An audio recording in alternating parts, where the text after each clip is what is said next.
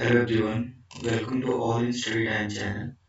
आज जो है वो हम नेक्स्ट वाला टॉपिक जो है चैप्टर करेंगे। 10th का हमने स्टार्ट किया था, डेवलपमेंट जो था वो ये हो गया था आपका chapter.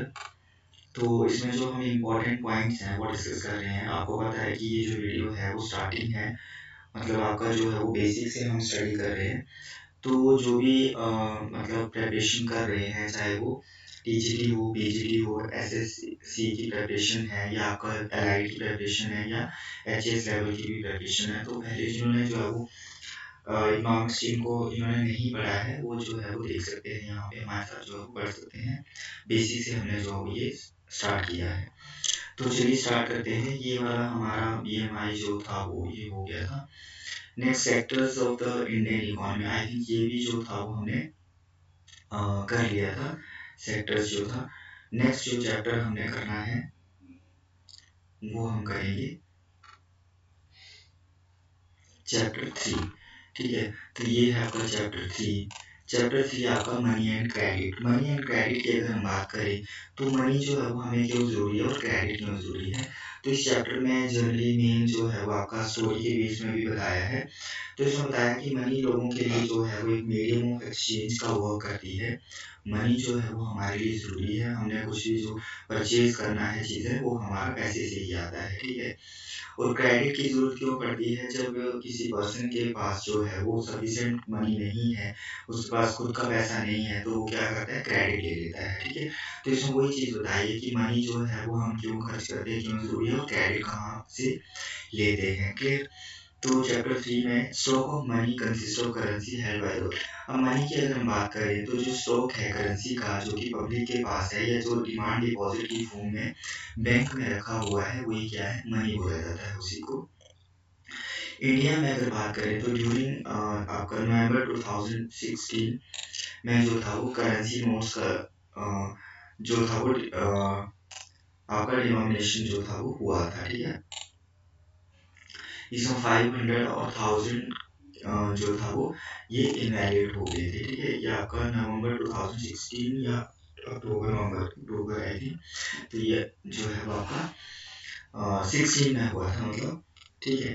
People were asked to, मतलब इसमें जो था वो कि आपका नए नोट्स जो थे वो 500 और 2000 के जो थे वो इंट्रोड्यूस किए थे। अब तो 2000 के भी नहीं है, अब ओनली 500 के हैं, ठीक है, एंड 100 एंड 200।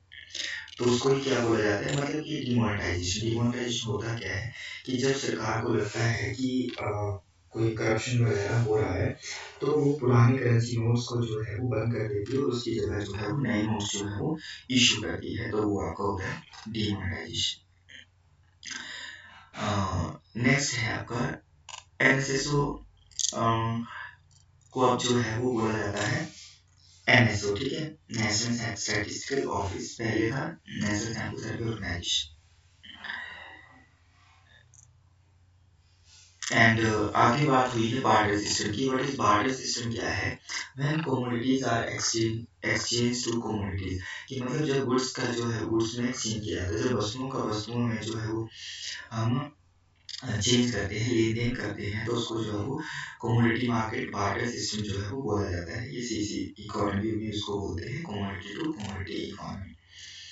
इसमें जो है वो क्या होता है कि बार्टर सिस्टम में आपको पता है कि पहले टाइम में क्या होता था कि लोग जो था वो एक दूसरे से चीज़ें जो था वो खरीदते थे, ठीक है। जब मनी एग्जिस्टेंस में नहीं थी तो लोग जो था वो किसी न किसी को भेज दे दिया, राइस लेना, तो इस तरह से जो है वो एक दूसरे से कमोडिटीज का ही लेन देन होता था। उसको बोलते हैं डबल कोइंसिडेंस ऑफ बॉन्ड्स। तो इसका एक एसेंशियल फीचर था कि double coincidence of bonds. Double coincidence of bonds का मतलब ये है कि सपोज 2 पर्सन है और एक को जो है वो वीट चाहिए, दूसरे को जो है वो राइस चाहिए, तो इसमें थोड़ा सा प्रॉब्लम ये होती थी कि इसको अगर वीट देना है और इसको राइस, तो ये पर्सन जो था वो ढूंढना पड़ता था, ठीक है। इस तरह से इनकी कॉमन जो है वो एक दूसरे के जो भी गुड्स जो है वो लेन देन करना है वो कंप्लीट होना चाहिए। तो इसी को डबल कोइंसिडेंस ऑफ बॉन्ड्स बोला गया था कि ये थोड़ा सा प्रॉब्लम आती थी। और जैसे ही मनी का इंट्रोडक्शन हुआ तो मनी ने ये जो था वो सॉल्व कर दिया।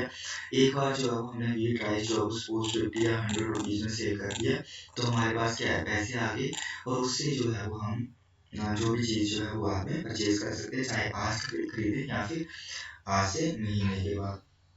तो पहले क्या होता था कि आपका सेल एंड परचेज जो था वो दोनों एक साथ होते थे। क्लियर। नेक्स्ट है आपका, और इसी को जो है वो आपका मतलब आप अगर बात करें कि मनी जो है वो आपका act as a medium of exchange work करती है। ठीक है, money acts as an intermediate in the exchange process, it is called medium of exchange. कि जैसे हमने मनी में ट्रांसफर कर दिया और मनी से हम कुछ अदर चीजें खरीद सकते हैं, तो वही आपका क्या है, मीडियम ऑफ एक्सचेंज। नेक्स्ट है currency. Modern forms of money include currency, paper notes and coins. Present time में मॉडर्न फॉर्म ऑफ करेंसी की बात करें तो उसमें क्या क्या है, पेपर नोट्स है एंड कॉइन्स है। ठीक है, नेक्स्ट है why it is accepted as a medium of exchange. Currency जो है ये मीडियम ऑफ एक्सचेंज क्यों है? मीडियम ऑफ एक्सचेंज इसीलिए है क्योंकि it is authorised by the government of that country, कि ये गवर्नमेंट की अथॉरिटी के थ्रू जो इशू की जाती है। रिजर्व बैंक ऑफ इंडिया जो है वो करेंसी नोट्स इशू करता है on the behalf of the central government. ठीक है, गवर्नमेंट की माने no individual in India can legally refuse. अब कोई भी पर्सन जो है वो इंडिया में रिफ्यूज नहीं कर सकता है, मना नहीं कर सकता कि इन द फॉर्म रुपीज में पेमेंट या ले देने के लिए, एक्सेप्ट करने के लिए। ठीक है, तो रुपीज जो है वो वाइडली एक्सेप्टेड है इंडिया में मीडियम ऑफ एक्सचेंज, आपको पता है। नेक्स्ट आता है डिपॉजिट विद बैंक।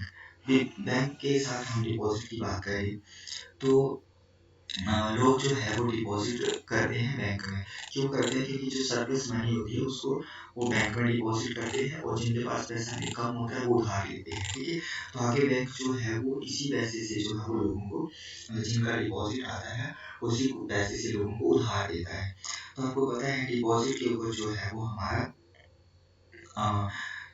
जो थोड़ा इंटरेस्ट जो है वो कम मिलता है हमें, बट जो हम लोन लेते हैं उसके ऊपर हमें इंटरेस्ट जो है वो थोड़ा ज़्यादा देना पड़ता है, तो ऐसा रहता है। तो यही बैंक की इनकम होती है। डिमांड डिपॉजिट की बात करें तो डिमांड डिपॉजिट कौन से होते हैं? जो कि हम एनी टाइम मतलब कि जिनको हम विड्रॉल कर सकते हैं ऑन डिमांड। ठीक है, तो उनको बोलते हैं डिमांड डिपॉजिट। ठीक है, मतलब फिक्स नहीं होते हैं, एनी टाइम जब हमें ज़रूरत पड़ती है तब हम इसको विड्रॉल कर सकते हैं। फिक्स डिपॉजिट वो होंगे जो कि स्पेसिफिक टाइम पीरियड के लिए जो है वो जमा किए जाते हैं। अब जो यहाँ बोला है कि difference between what is charge from borrowers and what is paid to depositor is their main source of income. मतलब क्या है कि जो पैसा उधार लेने वाले हैं उनसे जो चार्ज किया और जिन्होंने पैसा डिपॉजिट किया उनको जो बैंक ने इंटरेस्ट दिया उसकी उसी के डिफरेंस को जो है वो बैंक का मेन सोर्स ऑफ इनकम होता है। ठीक है, तो जो डिपॉजिट करते हैं उसके ऊपर कम जो है वो पैसे इंटरेस्ट देता है, और जो उधार लेते हैं उसके ऊपर वो ज़्यादा इंटरेस्ट जो है वो borrower से देता है। तो इसी तरह से ये वर्क करता है। आगे आया है कि farmers usually take crop loan. अब फार्मर्स की बात हुई है कि फार्मर्स जो है वो क्रॉप के लिए लोन लेते हैं। फार्मर जो लोन लेते हैं उनको जरूरत क्यों पड़ती है कि सॉइल हार्वेस्टिंग वगैरह, मतलब सीड्स लेने हैं, कोई इक्विपमेंट लेना है, तो उसके लिए उनको जरूरत पड़ती है। ठीक, अब कई बार उनके पास जो है वो या कोई उन्होंने फार्मिंग से रिलेटेड कोई छोटा मोटा जो है वो और व्यवसाय करना है, या फार्मिंग के लिए जो है वो आगे उसको एक्सपेंड करना है, तो उसके लिए लेते हैं। ठीक है, तो यहाँ पर अगर उनके पास खुद का पैसा नहीं होता है तो वो क्या करते हैं, उधार लेते हैं। अब उधार लेते हैं तो वो दो तरह से उधार ले सकते हैं, एक फॉर्मल के थ्रू, एक इनफॉर्मल। फॉर्मल में आपका बैंक वगैरह आ जाएंगे, और इनफॉर्मल में जो है वो मनी लैंडर्स वगैरह आते हैं। अब कई बार जो है वो मनी लैंडर से पैसा उधार ले लेते हैं या फॉर्मल से भी ले, अब उस पैसे को ना चुका पाए और बार बार जो है वो पैसा उधार ले रहे हो नहीं चुका पा रहे और उनके ऊपर डेट जो है वो काफ़ी बढ़ जाता है, तो उसी को यहाँ पर एक चीज़ बोली गई है, डेट ट्रैप। कि वो मतलब जो है वो आपका ऋण जाल में जो है वो फंस जाते हैं। ठीक है, so credit in this case push borrow into a situation from which recovery is very painful. तो मतलब क्रेडिट जो है वो उनको एक ऐसी सिचुएशन में डाल देता है जहाँ से रिकवरी जो है वो बहुत ही पेनफुल होती है। तो इस तरह की चीज़ जो है वो रहती है। तो मतलब आगे आपका जिक्र हुआ है यहाँ पे टर्म्स ऑफ क्रेडिट। क्रेडिट लेने की टर्म्स क्या होती हैं? अब टर्म्स ऑफ क्रेडिट, बैंक से आपने लोन लेना है तो वहाँ पर कुछ टर्म्स रहती हैं कोलेटरल की फॉर्म में, जो आपको अपने एसेट्स जो है वो रखने पड़ते हैं, चाहे आपकी ज़मीन है, बिल्डिंग है, व्हीकल है, या लाइफ स्टॉक डिपॉजिट, या life stock deposit with bank.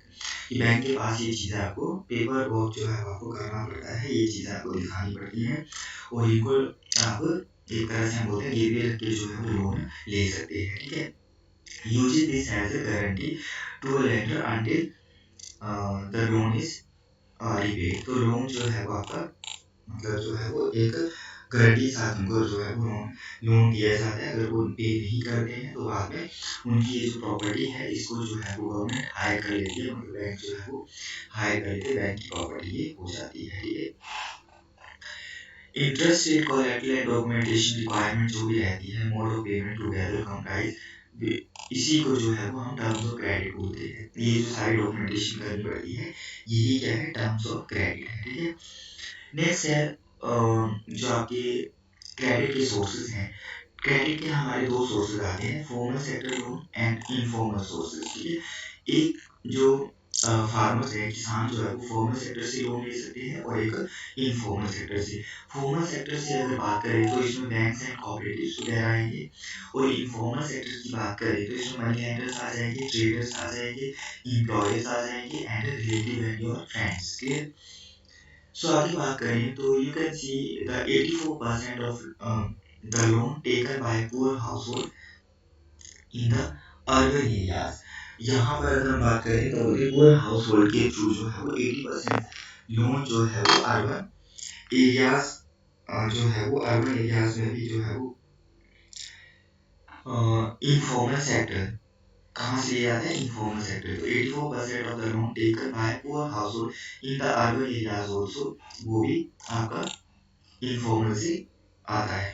और आपका रूरल में तो ये इनफॉर्मल से और भी ज़्यादा है, रूरल में तो ये आता ही है, क्योंकि कई बार जो है वो पड़ोसियों वगैरह से अदर से जो है वो पैसा उधार ले लेते हैं। अब इसकी जो मेन प्रॉब्लम क्या रहती है, प्रॉब्लम ये रहती है कि जब हम जो है वो लोन जो है वो इनफॉर्मल सोर्सेज से लेते हैं तो हम अपने अकॉर्डिंग जो है वो मनी इंटरेस्ट जो है वो चार्ज करते हैं। हो सकता है 20% हो, 25% हो।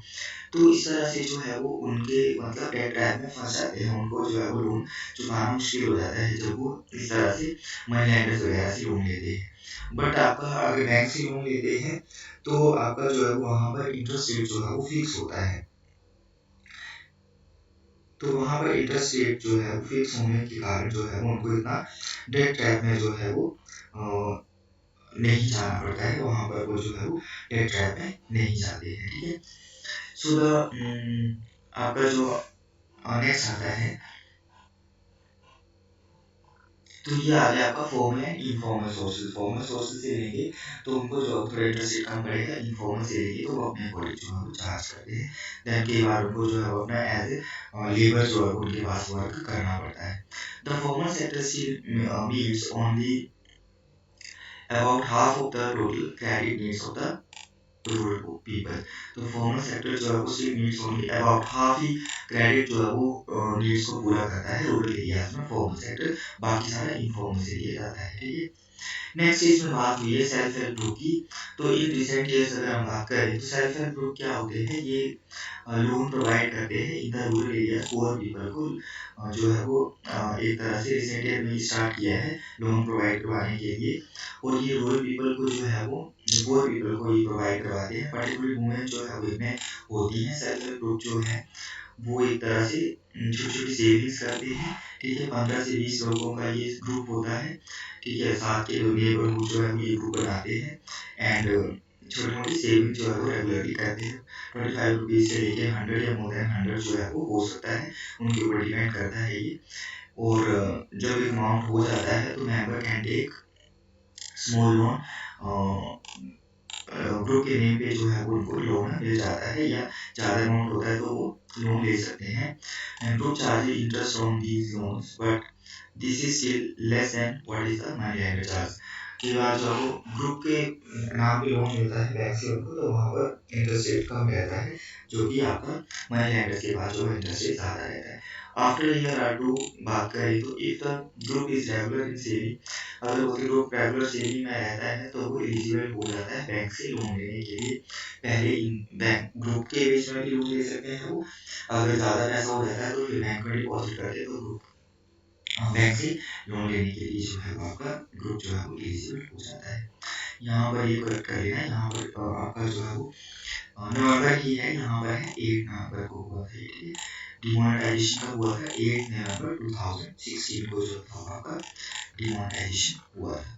So this was today's chapter money and credit. Next जो है इसी चैप्टर को हम डिटेल से, जब आपका मैक्रो में आएगा तो हम डिटेल से बात करेंगे कि और भी टाइप्स ऑफ मनी होते हैं और सेंट्रल बैंक का जो है वो क्या रोल रहता है। तो ये सारी चीज़ें जो है इंस्ट्रूमेंट ऑफ क्रेडिट वगैरह और कैसे क्रेडिट को कंट्रोल किया जाता है, ये सारी चीज़ें जो है हम डिटेल से डिस्कस करेंगे, ठीक है। इसी तरह से हम नेक्स्ट चैप्टर जो है वो अगली क्लास में करेंगे।